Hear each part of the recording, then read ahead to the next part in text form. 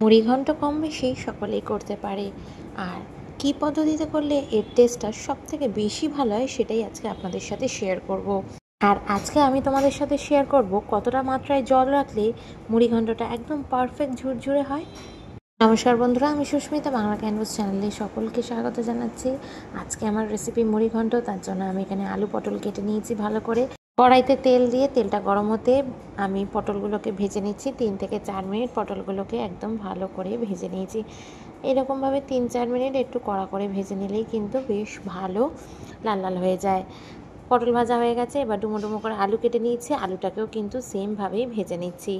সামান্য পরিমাণে নুন আর হলুদ গুঁড়ো কিন্তু দিতে ভুলবেন না। আলু ভাজার সময় নুন দিলাম আর পটল ভাজার সময় নুন আলু দুটোই দিয়েছিলাম। এবার ভালো করে আলুটা ভেজে আমি তুলে নিলাম একটা পাত্রে। এখানে মিডিয়াম সাইজে কাতলা মাছের মাথা নিয়ে নিয়েছি। আপনারা চাইলে কিন্তু রুই মাছের মাথাও নিতে পারেন। মাছের মাথাগুলোকে কিন্তু খুব ভালো করে প্রথমেই আমি ধুয়ে নিয়েছি, পরিষ্কার করে নিয়েছি। এবার এগুলোকে আমি হাই ফ্লেম করে একটু কিছুক্ষণ ধরে ভেজে নিলাম। 3-4 মিনিট ভাজা হয়ে গেছে, মাছের মাথা তুলে নিয়েছি। এবার আমি কড়াইতে দিয়ে দিয়েছি কিছুটা পরিমাণে চিড়ে।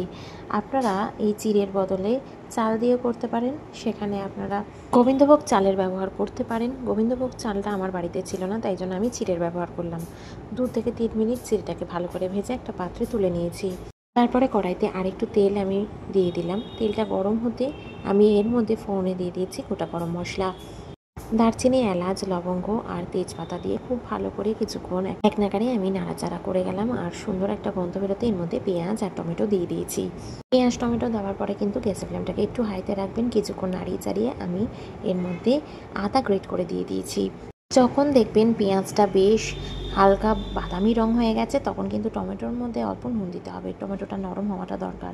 টমেটো নুন দিয়ে ভালো করে নাড়িয়ে চাড়িয়ে এর মধ্যে হলুদ গুঁড়ো, জিরের গুঁড়ো, ধনে গুঁড়ো দিয়ে খুব ভালো করে মশলা কষাতে হবে। ততক্ষণ অবধি নাড়িয়ে চাড়িয়ে যেতে হবে যতক্ষণ না মশলা থেকে একদম তেল রিলিজ করে যায়। ততক্ষণই এইভাবে নাড়িয়ে চাড়িয়ে কুক করে নিতে হবে। তেলটা ছেড়ে গেলেই এর মধ্যে ভেজে নেওয়া আলু আর পটলটাকে দিয়ে দিতে হবে। এই সময় মোটামুটি 70-80% আমাদের কুক হয়েই গেছে। আলু আর পটলটা নরম হওয়া অবধি আমাদের ওয়েট করতে হবে। এইভাবে কন্টিনিউ নাড়িয়ে চাড়িয়ে যাচ্ছি।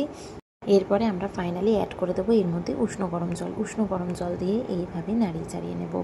আপনারা যদি 1 কাপ গোবিন্দভোগ চাল বা 1 কাপ চিড়ে নেন, তাহলে সেক্ষেত্রে আপনারা 2 কাপ পরিমাণে উষ্ণ গরম জল ব্যবহার করবেন। চাল বা চিড়ে অনুযায়ী আপনাদের জলটা ব্যবহার করতে হবে।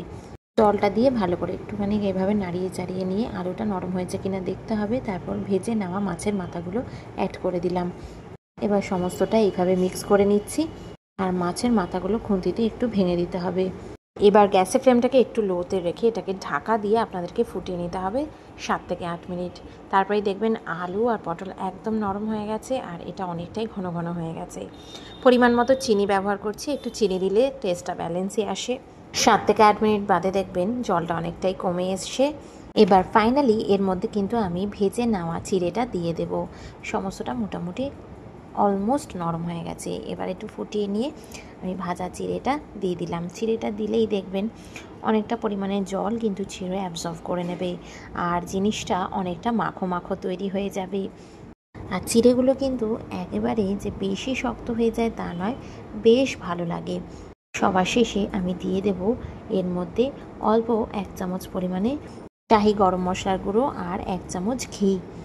আর এই সমস্তকে আমি মিশিয়ে নেওয়ার পরে এটাকে ঢাকা দিয়ে 3 থেকে 4 মিনিট রেখে দেবো স্ট্যান্ডিং টাইমে।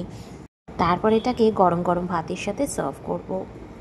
আশা করি আজকের এই রেসিপিটা আপনাদের ভালো লেগেছে। ভালো লেগে থাকলে অবশ্যই লাইক, শেয়ার এন্ড সাবস্ক্রাইব করবেন। পাশে থাকা বেল আইকনটা প্রেস করবেন নতুন ভিডিওর আপডেটসের জন্য। ভালো থাকবেন, দেখা হচ্ছে নতুন রান্নার ব্লগে। টাটা।